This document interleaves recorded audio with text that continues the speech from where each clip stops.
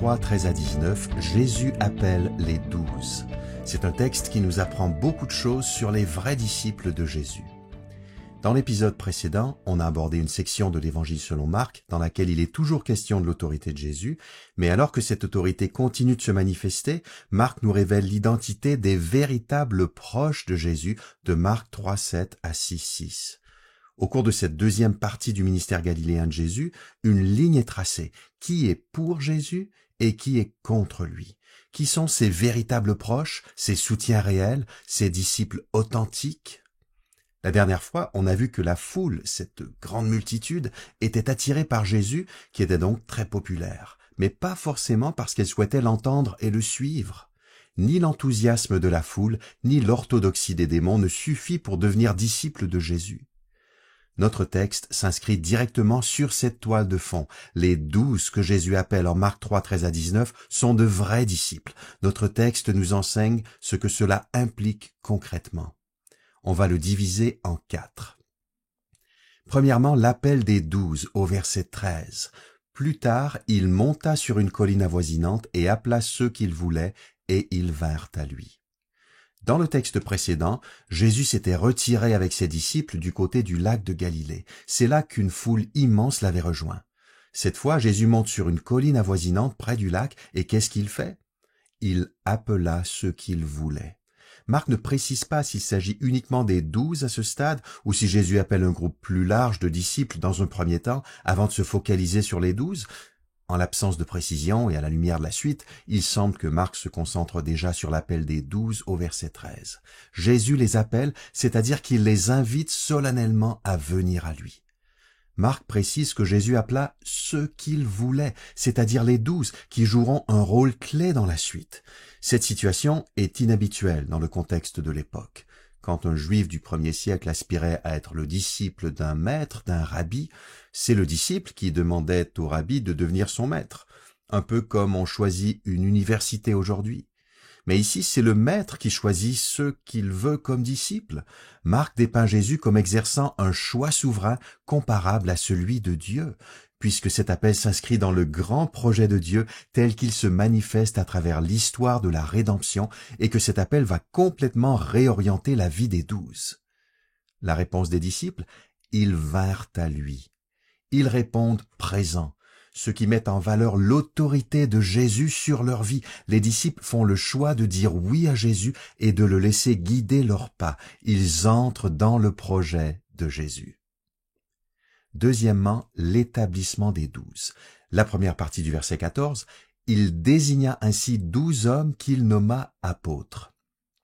Jésus désigne ou établit 12 hommes, on va revenir sur le chiffre 12 dans un instant, qu'il nomma apôtres. Cette dernière précision est mise entre crochets dans le texte parce qu'elle ne se trouve pas dans tous les manuscrits. La plupart des commentateurs pensent qu'elle ne figurait pas dans le texte original, mais le débat n'est pas clos. Quoi qu'il en soit, ceci a peu de répercussions puisque Marc reprendra le terme apôtre en Marc 6,30. On note tout de même que cette désignation des 12 n'intervient pas ailleurs dans cet évangile, alors que Luc, par exemple, l'emploie beaucoup plus fréquemment. Le mot apôtre signifie messager ou représentant, et c'est bien là le rôle des 12. Ce sont les messagers et les représentants de Jésus, comme la suite le confirme. Entre parenthèses, le mot disciple n'est pas employé dans ce texte, mais dans la suite de Marc, il fera presque toujours référence aux 12. Maintenant, pourquoi 12 apôtres? Ce chiffre est significatif car il est hautement symbolique. Il fait immédiatement penser aux 12 tribus d'Israël. Il y a donc une continuité entre le peuple d'Israël et la nouvelle communauté messianique qui prend forme autour de Jésus et de ce noyau originel de ce cercle fondateur des 12. En même temps, sur le plan historique, ces 12 hommes ne sont pas issus des 12 tribus d'Israël. Il y a donc un changement, un élément de discontinuité, une nouveauté. On peut affirmer d'un côté que Jésus s'apprête à restaurer et à rétablir Israël sur le plan spirituel. D'ailleurs, les Juifs du 1er siècle attendaient avec ferveur et impatience une telle transformation en profondeur du peuple d'Israël lors des derniers jours. De l'autre côté, on peut dire que l'identité des véritables membres du peuple de Dieu est en train d'évoluer.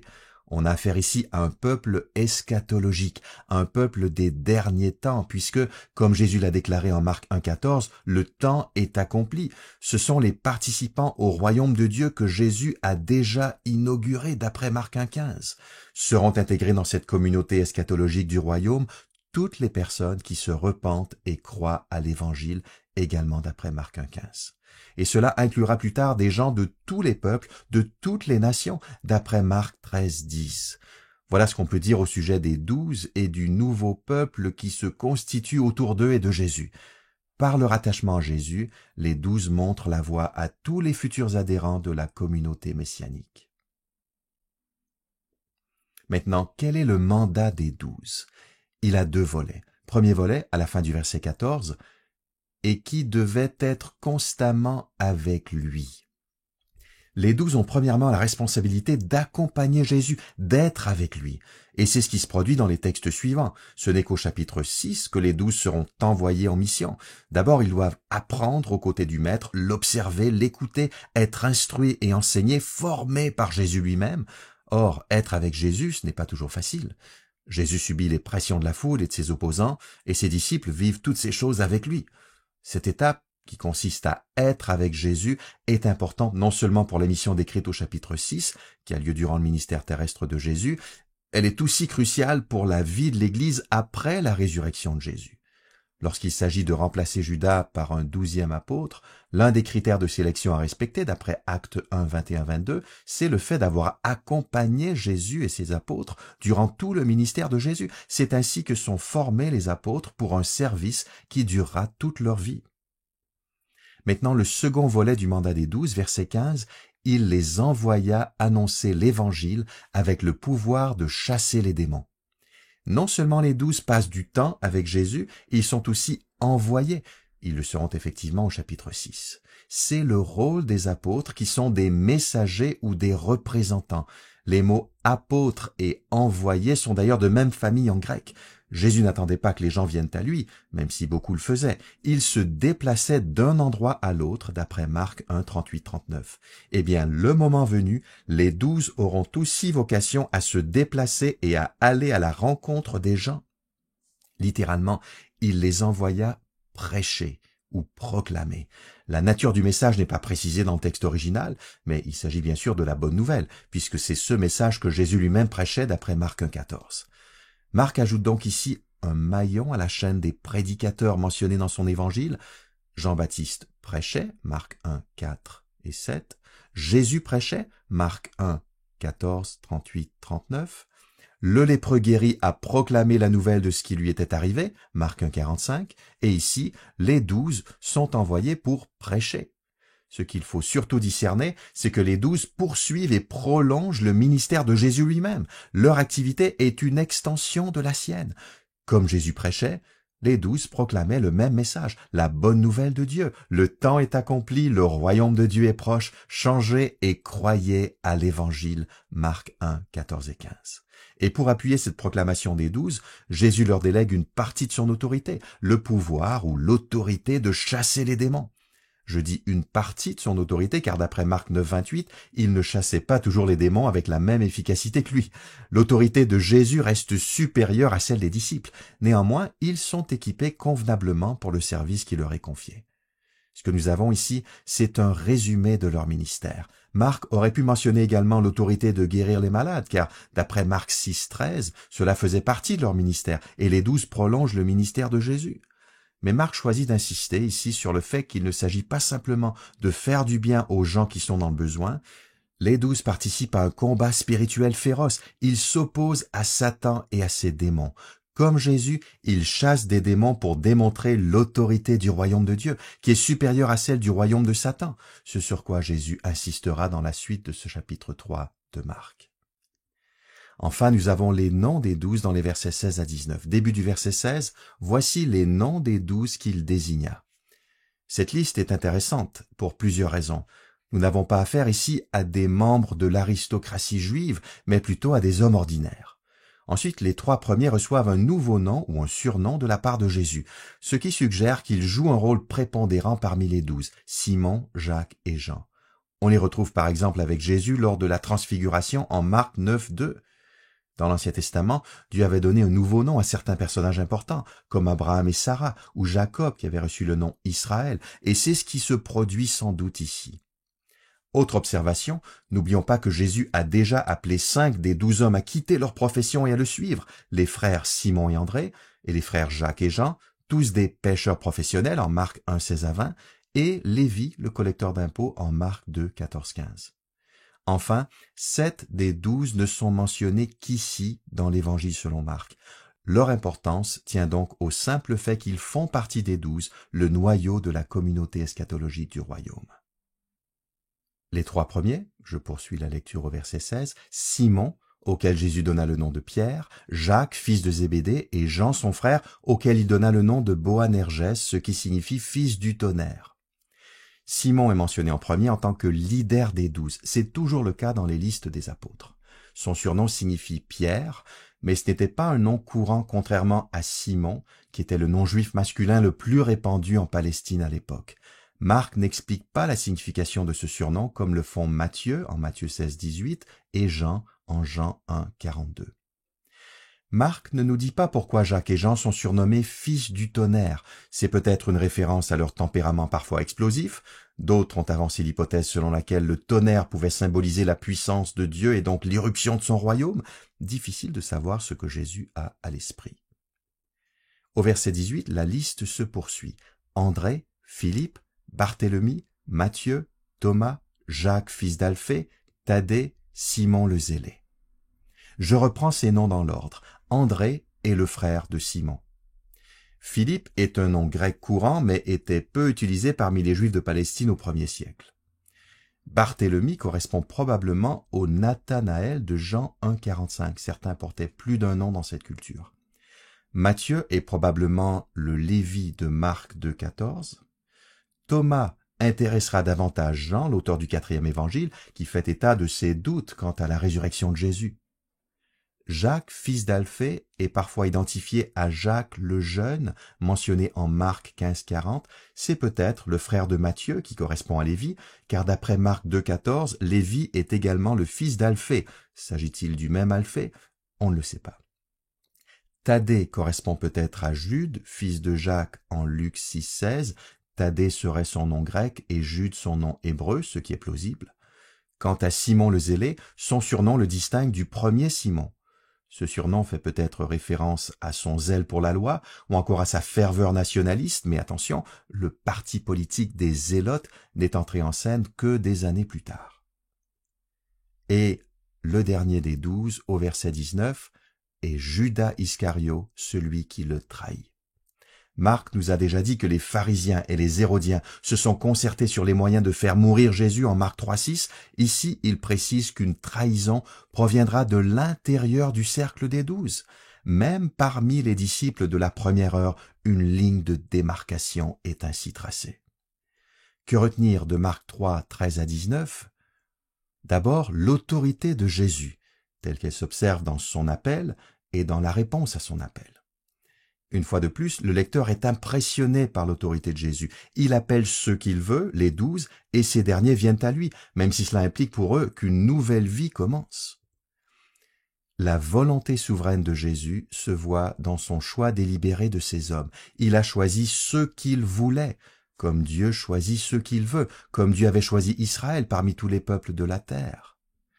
Point suivant, les 12, continuité et discontinuité.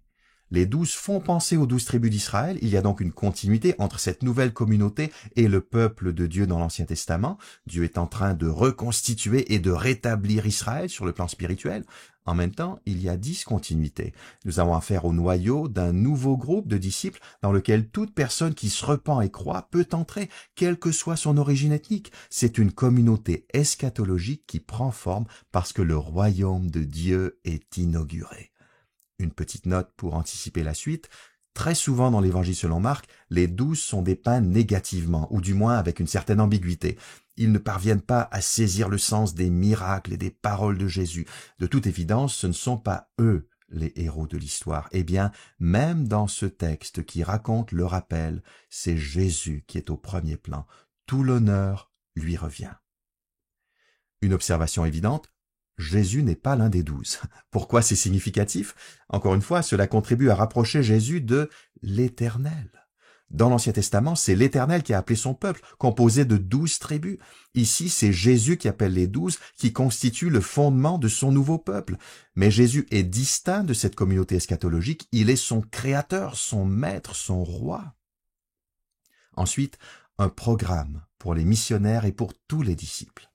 Notre texte nous fournit un programme qui, aujourd'hui toujours, aiguille les missionnaires. Ces personnes que Jésus appelle à changer de profession pour se consacrer à la mission à temps plein. En même temps, notre passage décrit l'appel de tous les disciples de Jésus, pas seulement de ceux qui vivent de l'Évangile, qui sont rémunérés par l'Église ou par une mission. Des implications donc à la fois pour les missionnaires et pour tous les disciples que nous sommes. Nous y reviendrons avec les applications. Enfin, Jésus sera trahi par l'un des siens. Par amour pour nous, ses véritables disciples, il a accepté de côtoyer celui-là même qui allait le trahir, parce qu'il avait la conviction que cela s'inscrivait dans le plan parfait de Dieu. Disons-lui merci du fond du cœur. Quel est le message central de Marc 3, 13 à 19? Jésus nous veut avec lui et en mission, poursuivant son œuvre et celle des 12. Comment tous les disciples de Jésus peuvent-ils s'approprier le texte de Marc 3, 13 à 19? Eh bien, ce texte met en avant les 2 responsabilités des vrais disciples. Premièrement, être avec Jésus. Passer du temps avec lui, apprendre de lui, l'observer, le contempler. Pour nous, cela signifie passer du temps dans sa parole et dans la prière, comme Marie, la sœur de Marthe en Luc 10, 38 à 42, qui vint s'asseoir aux pieds de Jésus pour écouter ce qu'il disait. Cela signifie aussi passer du temps de qualité avec des modèles qui reflètent Jésus.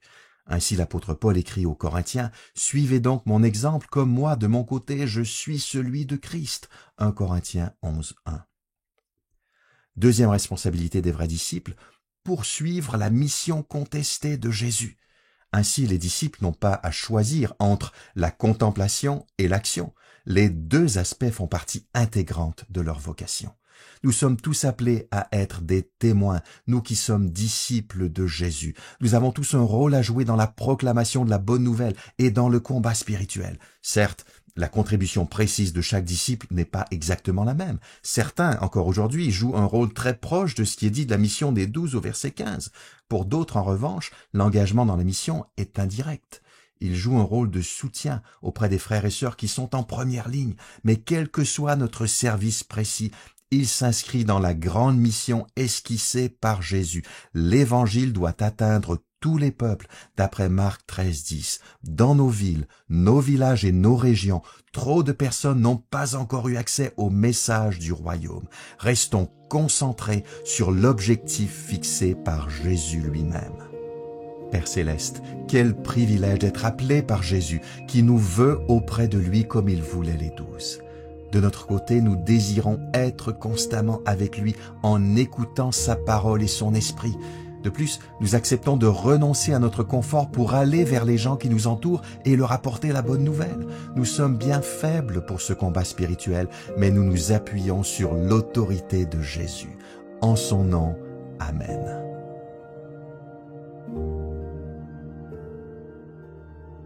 Tous les jeudis, découvrez un nouvel épisode de mon podcast Parle-moi maintenant sur YouTube et Spotify. Pour ne rien manquer, abonnez-vous sur ces plateformes ou inscrivez-vous à ma newsletter hebdomadaire en visitant mon blog sur toutpoursagloire.com. Commandez dès maintenant mon nouveau commentaire pratique Parle-moi maintenant par Marc sur marc.parle-moi.com. Merci pour votre écoute.